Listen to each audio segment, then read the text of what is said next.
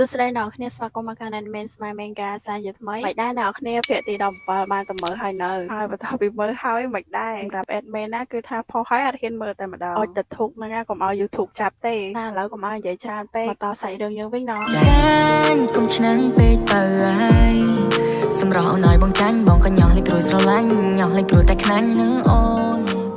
នៅក្នុងភាគនេះផងដែរគឺថាយើងមិនតាន់ឈប់ជីសេះទេព្រោះថាសេះថេចូលយើងមិនតាន់ហត់ផងយើងនៅពេលដែលថេចូលបណ្ដោយឲ្យគាត់ធ្វើបែបនេះក្នុងចិត្តដែរក៏មានអារម្មណ៍ថាចម្លែកពេលអាចិតមួយទៀតហ្នឹងក៏មានអារម្មណ៍ថាល្អផងដែរហើយមើលទៅការបង្រៀនរបស់ថេចូលទៅកាន់អ៊ុនយ៉ងវាដូចជាមិនខាតពេលវេលារបស់គាត់ទេមើលទៅហើយបន្ទាប់ពីអ៊ុនយ៉ងហ្នឹងរៀងអស់កម្លាំងថេចូលក៏សួរអ៊ុនយ៉ងទៅតើមានអារម្មណ៍រំភើបអត់ហើយគាត់ក៏សរសើរអ៊ុនយ៉ងដែរថ្ងៃនេះអ៊ុនយ៉ងធ្វើការងារបានល្អមែនតើហើយនៅទីបំផុតដែរអ៊ុនយ៉ងអាចធ្វើឲ្យថេចូលពេញចិត្តនឹងគាត់បានហើយទោះបីជាការនៅជាមួយនឹងមនុស្សឈួតម្នាក់នេះពេលខ្លះជារឿងដ៏ឈួតលីលាក៏ដោយហើយពេលបន្តមកទៀតពីការឈួតរបស់ថេចូលនៅតែបន្តមានអញ្ចឹងពេលខ្លះក៏ខ្នាញ់អ៊ុនយ៉ងទៅពេលខ្លះទៀតក៏គ្រើតគេណាស់ដែរហើយថេចូលប្រហែលជាដកចិត្តមិនរួចទេថេចូលមិនត្រឹមតែជាប្តីអ៊ុនយ៉ងទេច្រឡំប្តីថេចូលមិនត្រឹមតែដេកជាមួយនឹងអ៊ុនយ៉ងឬមួយក៏មើលថែគាត់ទេសូម្បីតែប្អូនរបស់អ៊ុនយ៉ងក៏គាត់មើលថែនឹងលេងជាមួយដែរទីអ៊ុនយ៉ងវិញ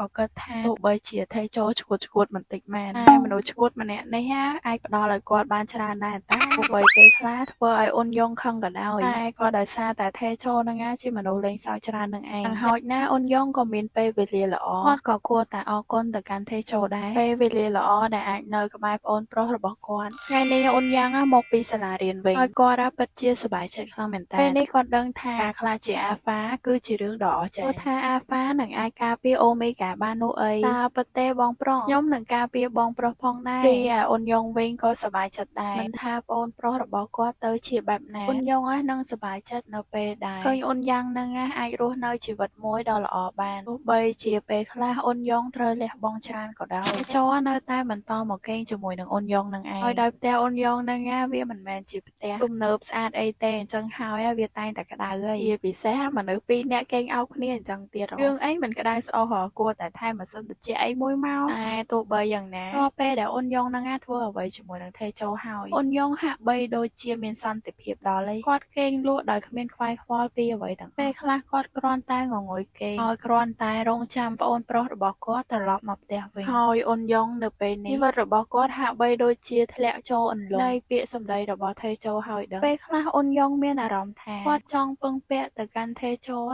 មួយជីវិតប៉ុន្តែរាល់ពេលដែលគាត់ក្រោកពីគេវាមានតែគាត់តែម្នាក់ឯងតែប៉ុណ្ណោះហើយគាត់ក៏ចាប់ផ្ដើមឆ្ងល់នឹងខ្លួនឯងដែរហេតុអីបានជាគាត់ចាប់ផ្ដើមមានអារម្មណ៍ថាមានសុវត្ថិភាពថាវាមានរឿងអីកើតឡើងឬមួយដោយសារតែគាត់នៅម្នាក់ឯងច្រើនពេកព្រោះថារាល់ថ្ងៃអ៊ុនយ៉ាងគឺនៅសាលាហើយការដែលរស់នៅធ្វើជាមនុស្សដែលត្រូវគេចិញ្ចឹមវាប្រកបណាស់នឹងមានអារម្មណ៍ថាឯកាទោះបីជាអ៊ុនយ៉ងអាចសងបំណុលបានតែតើជីវិតរបស់អ៊ុនយ៉ងអាចមានក្តីសុខដល់ពេលណាអ៊ុនយ៉ងបានព្យាយាមអស់ពីសមត្ថភាពរបស់គាត់ហើយតើពេលនេះអ៊ុនយ៉ងគួរតែនិយាយថាឈប់ទេពេលខ្លះថេចូលក៏ប្រាប់គាត់ដែរនៅពេលដែលថេចូលមិនបានមកគាត់និយាយថាឈប់ហើយប្រាប់ឲ្យអ៊ុនយ៉ងសម្រាកឬមួយក៏ហាត់ប្រាណអ៊ុនយ៉ងនៅផ្ទះកាន់តែគិតច្រើនពេលខ្លះគាត់គិតអំពីថេចូលពេលខ្លះគាត់ក៏គិតអំពីប្អូនគាត់នៅថ្ងៃទំនេរតើគាត់គួរនាំប្អូនគាត់ទៅណាហើយចុះបើពេលអនាគតអ៊ុនយ៉ងតែត្រូវបានថេចូលគុតគង់បន្តទៀតតើអ៊ុនយ៉ងគួរធ្វើយ៉ាងម៉េចចុះប្អូនប្រុសរបស់គាត់វិញតើប្អូនគាត់នឹងអាចទៅសាលាដោយរបៀបណាចឹងហើយអ៊ុនយ៉ង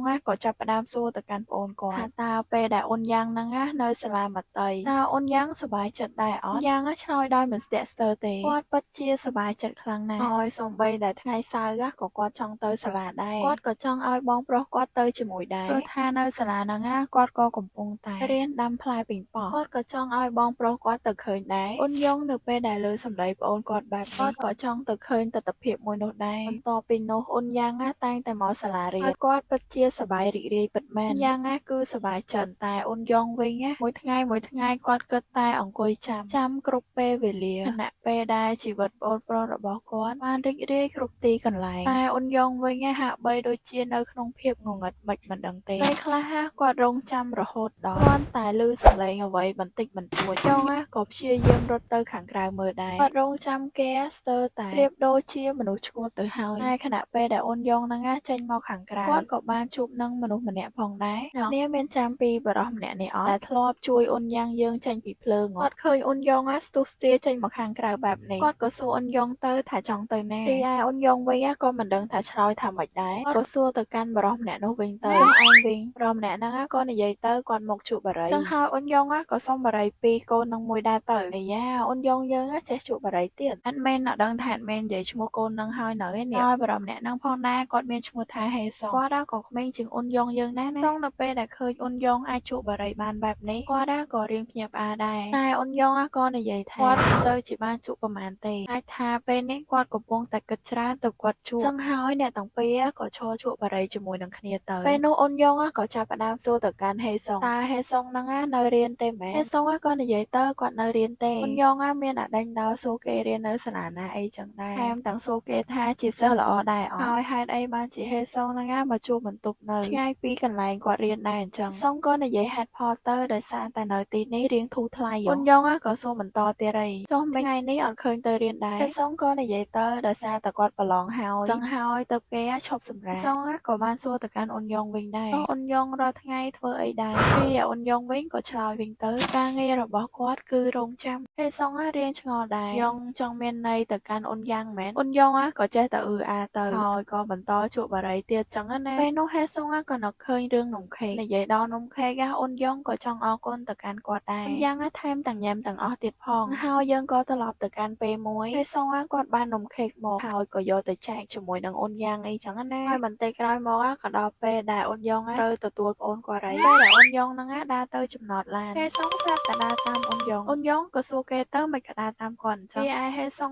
ក៏និយាយថាគាត់ចង់ដើរជាមួយនឹងអ៊ុនយ៉ងក៏មិនដឹងនិយាយមិនដែរបើគេទៅនេះដែរតពីនោះអ៊ុនយ៉ាងក៏ចុះពីលើឡានហើយមើលទៅអ៊ុនយ៉ាងគឺថាសប្បាយរាល់ពេលតែម្ដងលោកគ្រូហ្នឹងគ្រាន់តែឲ្យអ៊ុនយ៉ាងចុះភ្លាមគឺថាបញ្ញាបិទទ្វារឡានតែម្ដងព្រោះថាកូនស្វាច្រើនខ្លាំងណាស់ពេលនោះផងដែរអ៊ុនយ៉ាងក៏ចាប់អារម្មណ៍ទៅកាន់ហេសុងរីឯហេសុងក៏និយាយសួស្ដីទៅកាន់អ៊ុនយ៉ាងដែររីឯអ៊ុនយ៉ាងនៅតែអៀនជាមួយនឹងគេនឹងឯងពេលនោះហេសុងបានហុចការ៉េមទៅឲ្យអ៊ុនយ៉ាងតែគាត់ដូចជាអត់ហ៊ានយកទេទោះបីជាហេសុងហ្នឹងនិយាយថាពួកគាត់ទាំង3នឹងទៅផ្ទះជាមួយនឹងគ្នាក៏ដោយតែបន្ទាប់ពីអ៊ុនយ៉ាងហ្នឹងឃើញបងប្រុសខ្លួនញ៉ាំការ៉េមដូចនឹងហេសុងដែរគាត់ក៏ដាច់ចិត្តទទួលយកការ៉េមពីគេទៅហើយពួកគាត់ទាំង3ក៏បានដើរត្រឡប់ទៅផ្ទះជាមួយនឹងគ្នារួមទាំងដើរកាត់ដើមផ្កាជាច្រើនពេលនេះគឺជាខែដែលផ្កាទាំងអស់ហ្នឹងត្រូវរីកហើយក្លិនរបស់វាក៏ក្រអូបផងដែរពេលនោះហេសុងស្រាប់តែដើរទៅរើសអីមិនដឹងទេរីឯពីរអ្នកបងប្អូននោះក៏រៀងឆ្ងល់ដែរតែពេលនោះហេសុងស្រាប់តែយកផ្កាមួយតងហើយគាត់បានហិតក្លិនរបស់វា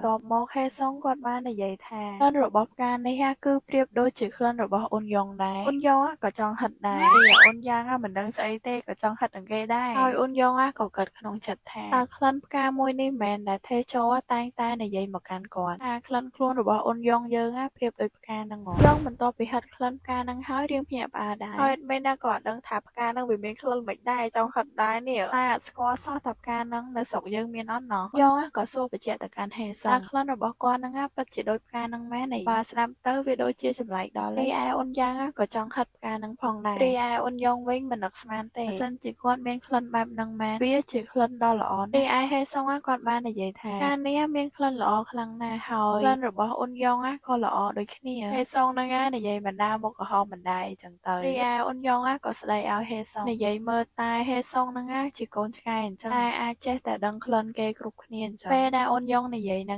គាត់ក៏រៀងញញឹមដែរហើយវាហាក់បីដូចជាធ្វើឲ្យបេះដូងរបស់ហេសុងលោតញាប់មិនដឹងទេហើយមើលទៅអាក្អូនហ្នឹងធ្លាក់ក្នុងអន្លង់ស្នេហ៍គេហើយបន្ទាប់ពីនោះមកទៀតហ្នឹងគឺថាថេជោបានមកផ្ទះអ៊ុនយ៉ងហើយគាត់ក៏បាននិយាយដល់ផ្កាដែលកំពុងរីកនៅខាងក្រៅដែរហើយក៏សួរអ៊ុនយ៉ងថាបានឃើញដែរអត់ថេជោក៏បន្តមកញ៉ោះជាមួយនឹងអ៊ុនយ៉ងទៀតហើយគាត់ថាផ្កាទាំងអស់ហ្នឹងមានក្លិនដូចអ៊ុនយ៉ងណាស់ហើយក្លិនទាំងអស់នោះហើយដែលធ្វើឲ្យគាត់មិនអាចញ៉ាំអីបានទាំងអស់អ៊ុនយ៉ងធុញនឹងអាប៉ែហ្នឹងណាហើយក៏ឆ្ងល់ដែរមួយរយៈនេះថេជោទៅណាអញ្ចឹងណាបន្ទាប់ពីអ៊ុនយ៉ងហ្នឹងឃើញមុខរបស់ថេជោប្រឡាក់ឈាមគាត់ក៏សួរថេជោទៅថាមានឈឺអីអត់ថេជោក៏យកដៃជូតឈាមនៅលើមុខគាត់ហើយឈាមនេះក៏មិនមែនជាឈាមរបស់គាត់ដែរតែអ្វីដែលសំខាន់អ៊ុនយ៉ងបារម្ភពីគាត់ហ៎អញ្ចឹងហើយក៏ទៅចាប់អោបគេហើយក៏សួរអ៊ុនយ៉ងថាបារម្ភពីគាត់ខ្លាំងណាស់ម៉ែរីឯអ៊ុនយ៉ងហ្នឹងក៏ជ្រេងនឹងអាប៉ែហ្នឹងដែរពេលនោះថេជោក៏និយាយទៀតថាវាជារឿងល្អដែលអ៊ុនយ៉ងហ្នឹងចេះបារម្ភអំពីគាត់រីឯអ៊ុនយ៉ងរបស់យើងហាក់បីដូចជាដឹងខ្លួនដែរគាត់ប្រហែលជាកំពុង តែបារម្ភអំពីគេពិតមែនទេអូនយ៉ងលើកនេះដូចជាមិនរើសោះឲ្យគេអោបយូរតែម្ដងដឹងហើយថេចូលក៏សួរអូនយ៉ងទៀតហើយតើអូនយ៉ង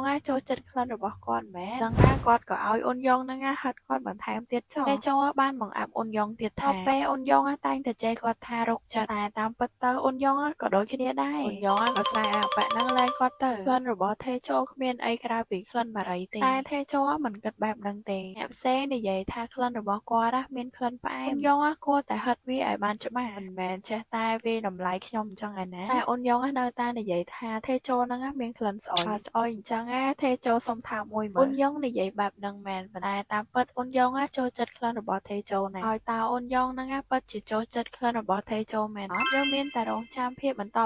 ទៀតហើយព្រោះថាវគ្គនេះផងដែរគឺចប់តែប៉ុណ្្នឹងហើយហើយបើសិនជាអ្នកគ្នាស្គាល់អំពីផ្កាតែគេនិយាយថាមានក្លិនដូចជាអូនយ៉ងហ្នឹងជួយប្រាប់ admin ផងមានចង់ស្គាល់ហើយក៏ចង់ដឹងថាក្លិនវាហ្នឹងមិនដែរតែសង្ឃឹមថាមិនមែនជាក្លិនផ្កាបិសាចអ្នកនៅវិញប្រកាសជាដឹងក្លិនផ្កាហ្នឹងហើយឲ្យតែ admin ជិះកាត់ឲ្យធំផ្កាហ្នឹងចង់ទៅលោតពីលើម៉ូតូទៅកាប់ផ្កាហ្នឹងចោល admin ក៏សូមអរគុណទៅកាន់ supporter ផងដែរបងអ្នកគ្នាថ្ងៃបុណ្យអុំទូកសុខភាពល្អសំណាងល្អរកស៊ីទទួលទានមានបានមិនថាធ្វើដំណើរផ្លូវចិត្តផ្លូវឆ្ងាយឬមួយក៏អ្នកដេកផ្ទះដូច admin ទេឲ្យជួបតែរឿងល្អៗនិងរីករាយទាំងអស់គ្នាណា admin ស្មានមេកាមានតែប៉ុណ្្នឹងជួបគ្នានៅវីដេអូក្រោយបាយ